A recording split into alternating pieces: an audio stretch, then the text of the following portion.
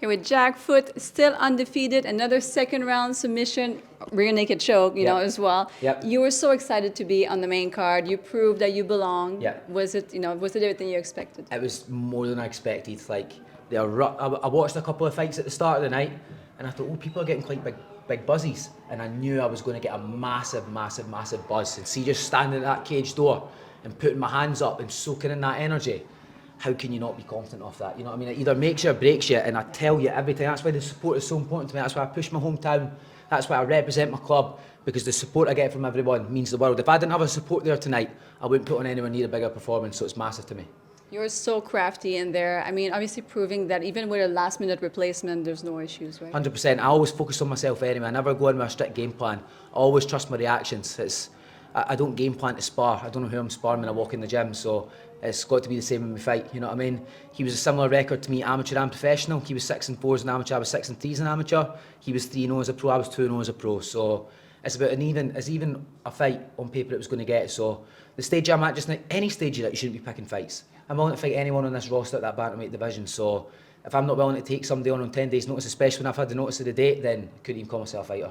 You seem to really embrace the extra media that you got as well, you know, being on the main event like this whole week. Loved it. And I think, you know, nowadays in MMA, personality plays a big role, do you For think? sure. I recognise how important that is. I know showing my personality is so important, and like I was a fan before I even trained. So like when I was 13, 14, I was watching UFC embedded and seeing folk doing all this media and absolutely idolising them as a young teenager. So for that to be the stage that I'm in now, and I get to go and get my photos taken and do pre-fight interviews, I soak it all in because it's what I've looked at 10 years ago and dreamed about. So I truly am living my dream, and I've got the best job in the world.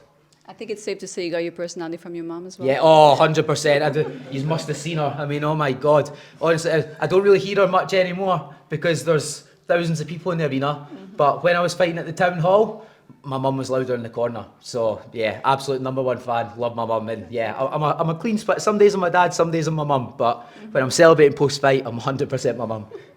And you've been having some training camps out of my hometown of Montreal, Canada. Oh, nice. Is that where you're from, yeah? Yes. Awesome. So how is it training with TriStar? And obviously, how do you like Montreal, Canada in general? Amazing. Well, I've not really got to see much of Montreal, Canada, because every time that I've went from January to March, so you'll know yourself. Yeah. Hibernation. 2 feet of snow. So I stay in the dorms, which is connected to the gym.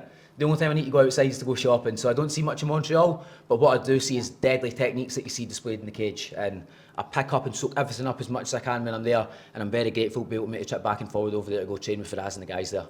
Well, you got to go in the summer because it's the best city. Yeah, definitely a summer trip's needed. Any sponsors want to hook me up with a summer trip to Montreal?